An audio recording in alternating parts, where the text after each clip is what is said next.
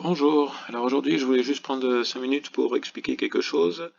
C'est pourquoi est-ce qu'on a deux formules pour calculer la surface décrite par deux vecteurs. Donc la surface S ici qui est entre ces deux vecteurs.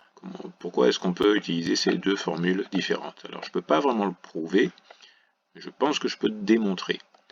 Alors la première chose que je fais, c'est d'abord je prends la deuxième formule.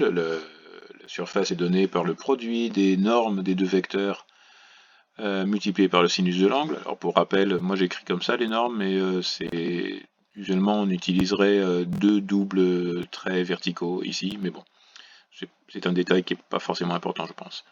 Donc, première chose à s'occuper, c'est justement du produit de ces deux normes. C'est simplement chaque norme, c'est le racine carrée de la somme des carrés de ses dimensions, donc ax au carré plus ay au carré pour le vecteur A, et bx au carré plus by au carré pour le vecteur B. D'un autre côté, on peut s'occuper du sinus de l'angle ici, en se rendant compte que l'angle, c'est en fait l'angle entre l'horizontale et le vecteur B, moins l'angle et l'horizontale, et moins l'angle entre l'horizontale et le vecteur A. Je peux le remontrer ici, ça se voit ici.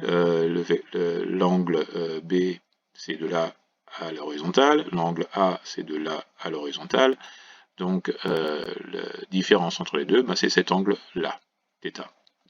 Une fois ceci fait, je peux remplacer, je sais comment trouver le sinus de l'angle entre l'horizontale et le vecteur A. C'est simplement la coordonnée y du vecteur A divisé par sa norme, et pareil pour le vecteur B, coordonnée y du vecteur B divisé par sa norme. Ça veut dire que je peux réécrire cette expression comme cela. Ça commence à devenir un petit peu illisible, mais si on est rigoureux, si on fait attention, on ne devrait pas se tromper. Alors ici, on va utiliser une identité trigonométrique. Il se trouve que la somme de deux sines est égale à cette expression ici, qui est un petit peu difficile à lire, mais encore une fois, en étant rigoureux et en faisant attention, on ne devrait pas faire d'erreur. Donc ce que je fais, c'est que je remplace dans cette identité x et y par mes valeurs ici, by sur racine carrée de a, et je me retrouve avec cette expression qui est de plus en plus illisible. Mais c'est pas grave. Maintenant que j'ai ces deux expressions, une pour le produit des normes et une pour le sinus, je peux réécrire mon expression pour la surface, et des choses vont commencer à s'annuler.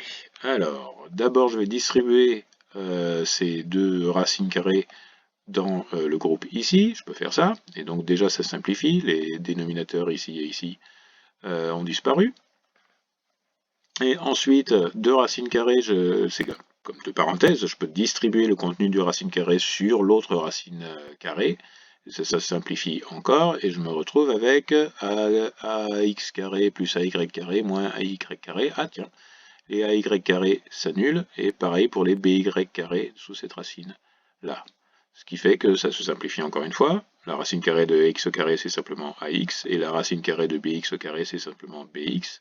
Et on retombé sur la première formule pour calculer la surface entre deux vecteurs. Donc, tout ça, ça veut dire qu'on a deux manières de calculer cette surface, où on connaît les coordonnées des deux vecteurs et on peut simplement appliquer cette première formule, où on connaît la norme des deux vecteurs et l'angle entre ces deux vecteurs, et on peut utiliser cette formule. Donc deux manières de calculer la surface, et comme démontré, parfaitement équivalentes.